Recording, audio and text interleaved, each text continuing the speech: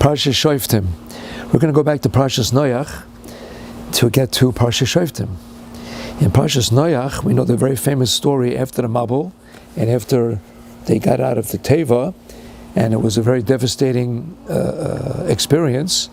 After the excruciating Mesiras Nefesh, come out to a devastated world that has nothing, and they let the animals go. And Nebuch, for whatever reason, we know that Noach was a tzaddik, but for whatever reason, and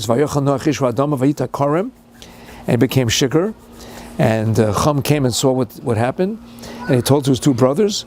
And a very famous pasuk, Vayikach Shem Vayefes es hasimla, Vayosimu al Shechem Shnehem Vayilchu Acharonis Vayichatzu es ervas avihem, and they covered Noach's erva es ervas avihem. So the Medrash says, which is brought down by the Oznaim LaTorah, that they got a schar. Shem and Yefes got a schar for doing this mitzvah of kibburav. Yefes' schar is after the Melchemes Gog and Magog, which we are all terrified of, but we'd like to get Mashiach, so we'll have to put up with it. We really would prefer to avoid Melchemes Gog and Magog. Just send us Mashiach, freer, easier, less baggage. So what will happen? So Yefes will get a kavura after their bodies are after they died. They'll be zoichet to a kavura, which is not a small thing, by the way. Nebuch, how many Yid Nebuch were not zoichet to a kavura in the Holocaust? And what will Shem get? Shem he'll get clothing for which he can do the mitzvah of tzitzis. So the kasha is, why is the difference? What's the difference between the two of them? And the answer is, Vayikach Shem Vayefes es hasimla. That's a grammatically incorrect term. The Torah is specifically saying, and he took, and it's talking about two people, so it said Vayikchu. So the Medrash says, Shem took it with the Lebedika mitzvah. He took it because he was trying to do it, and then Yefes came along, was a schlepper to come along. He schlepped him along to do it, but he did it without any time, without any chiyus, without any great enthusiasm. So one did a mitzvah, a toita mitzvah, and one did a lebedika mitzvah. So guess what? The schar is equally compensatory. It's mida k'neged mida. Yefes, you did a toita mitzvah, you get a schar that after you die, you'll get buried, which is a big schus. But Shem did it with a bren, with a living mitzvah, so therefore he gets a living schar. Now, in this week's Parsha of Shoftim, we have the very, very, very, very famous mitzvah and inyan of Eidim Zoimimim. The Eidim Zoimimim,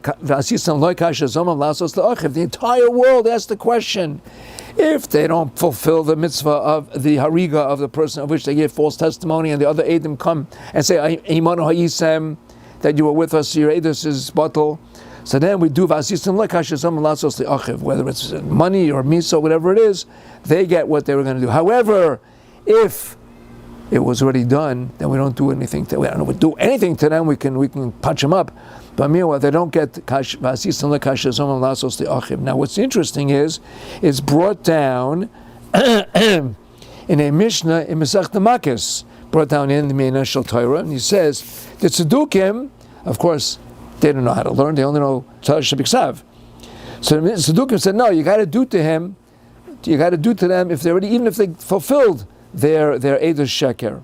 How do you know that? Because the pasuk says Nefesh Tachas Nefesh. The Chachamim said to them, but it says Vasisem Lekashasem Lasos LaAchiv Vadayan Achiv Kiyem. Your brother still has to be here. Your brother is still here. The Ritvoy asks a kasha on this Mishnah, and he says here, what do you mean Achiv is only if he's alive? We have plenty of places where I know that Achiv is mace. Look in Parshas Kiseitze. It says, Yokom Hashem Achiv HaMeis. And it says, L'Hakim L'Achiv Shem B'Yisrael. And it says, Ashal Yivne is base Achiv. It says the word Achiv many times, and it's in a situation where the brother already passed away. However, the Rashash says an interesting teretz here, and I thought it was very, very insightful, and it also was tied into what I just brought down in Parshas Noach. If it's a relative, a blood relative, from one father or one mother, that's called achiv, whether he's alive or he's dead, because he's wanting to continue and to be machaya, to give chiyus to the brother even after he passed away. But by us here, it says it's not a blood relative. it's a member of Klal Yisrael. We're all Achim Klal Yisrael. Klal Yisrael Achim. Klal Yisrael Chaverim, but Klal Yisrael are Achim. We're all considered brothers. It's not an Achiv in blood and in biology and genetics, but he's Achiv b'mitzvahs. So this brother is only a brother when he's alive. When he's chayav in his mitzvahs, then after mitzvah he's no longer chayav in mitzvahs. He's an achiv b'mitzvahs. Once he's dead, he's not chayav in mitzvahs. If not chayav in mitzvahs, therefore he's not considered a brother, because you're chavshi min mitzvahs. That's an interesting concept, by the way, itself. Once we're dead, we're chavshi min mitzvahs, because you cannot accomplish after you're dead. You can only get the schus of the mitzvah. Now, a person can accomplish after they're dead. How? If he leaves behind him zera chayva kayome, he leaves behind him krad aviv. If we continue to do mitzvahs in the schus of our parents, and I have the tremendous minhag, which I picked up many years ago, before I started davening every day, I say Lili Nishmas, all my Eltrin who went away, the Zaydas and the Babas, my parents, and I say, this davening I'm doing now, I want to be a schus and aliyah for their neshama, so they get an aliyah. So they're getting money. I'm sending them care packages every single day, besides the yard sites and all the tikkun. So we say here, we can overcome that necessary fact that a mace is chavshim and mitzvahs. So therefore it's not called achiv insofar as I see some like Hashem Zaman Lasos the achiv. In the parsha of Noach, Shane got a lebedik schar for doing a lebedik mitzvah. Yefes did a toita mitzvah. He did a mitzvah just because he had to do it, because he was schlepping him along to do it. So his mitzvah was dead. Dead people can't do mitzvahs. Only living people can do mitzvahs. If you do a lebedik mitzvah, do it with your whole heart. Do it the way the Shem did it, to do a mitzvah of kibbutz. That's the way to do a mitzvah. That's why I brought that in. So same thing over here, when we say that a person is a brother and somebody who has a chiv to do mitzvahs, he's a brother to him when he's alive. When he's alive, then he's considered achiv. But once he's dead, there's no chiv anymore, because there's no chiv in doing mitzvahs. No chiv in doing mitzvahs. Then if Hashem kashazam lasas achiv, because there's only that's why the tzedukkim are wrong.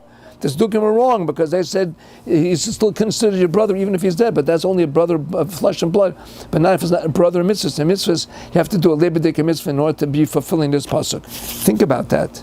Think about that. We are alive. We have a chance to do mitzvahs while we're alive. Grab them, man. Grab them. Chaparayin, chaparayin, chaparayin. Don't think it's forever. It is not forever. Even though I'm a little bit older than you guys. It's not forever. Even younger people should start remembering and learning that. When you have an opportunity to do a mitzvah, grab it, because that is chiyus.